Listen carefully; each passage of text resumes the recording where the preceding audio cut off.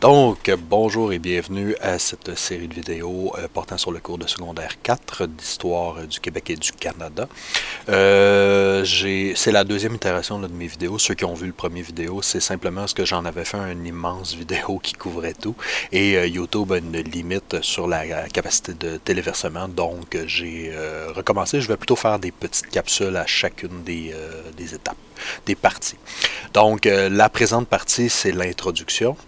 Comme on est au début du cours, vous pouvez voir sur la ligne du temps ici, ça provient directement du programme de formation de l'École québécoise. C'est si vous voulez, le fameux programme d'éducation qu'il y a officiellement.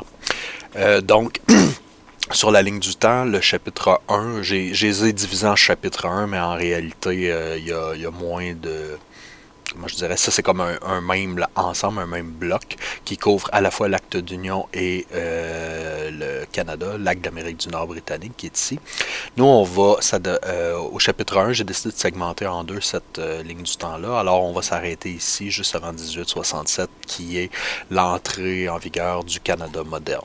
Donc, l'acte d'union consiste essentiellement à une transformation. Si vous vous souvenez de votre secondaire 3, il y avait eu un système politique sous l'acte constitutionnel qui avait essentiellement créé deux provinces, soit le Haut et le Bas Canada. Le Bas Canada étant le Québec actuel et le Haut Canada étant l'Ontario actuel.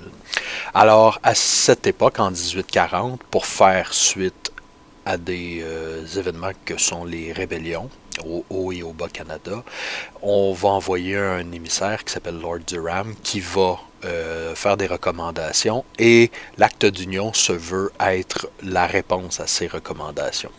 Alors, grosso modo, là, je fais une espèce de revue générale et on va plonger en détail plus tard dans une autre courte vidéo. Alors, ça commence avec l'acte d'union. On voit la fondation de l'Institut canadien, c'est-à-dire un premier institut qui va essayer de représenter les Canadiens français. Nous avons le dépôt de la commission Bagot qui va essentiellement suggérer aux Autochtones de donner des moyens d'assimiler les Autochtones d'une façon peu éthique, c'est-à-dire en enlevant littéralement leurs enfants à leurs parents. Ça va devenir la norme là, dans les années qui viennent. Ensuite, 1845-1848, la publication de l'histoire du Québec, histoire, excusez-moi, du Canada depuis sa découverte jusqu'à nos jours, qui est la première fois où on a de façon sérieuse refait l'histoire de la colonie française en Amérique du Nord. Et c'est une réponse également à Lord Durham qui disait qu'on était un peuple sans culture et sans histoire. On va voir aussi qu'il va y avoir une immigration irlandaise massive due à une maladie de la pomme de terre essentiellement. Il va y avoir des grands soulèvements à Montréal qui vont culminer avec l'incendie du Parlement de Montréal par les anglophones de Montréal et en même temps le retrait du droit de vote des femmes par nul autre que Papineau, le chef des Patriotes lors des rébellions du Bas-Canada. Et finalement, on va voir, excusez-moi, j'ai oublié la partie du bas, le traité de réciprocité, c'est-à-dire une entente de libre-échange entre les États-Unis et le Canada. L'abolition du régime seigneurial, en fait, légalement, quoique certaines mesures vont se poursuivre dans les faits.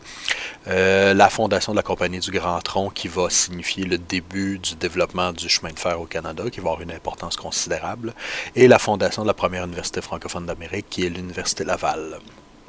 Et finalement, l'entrée en vigueur du nouveau Code civil de 1866 qui va mettre un fin à cette espèce de fouillis légal qui existait au Bas-Canada.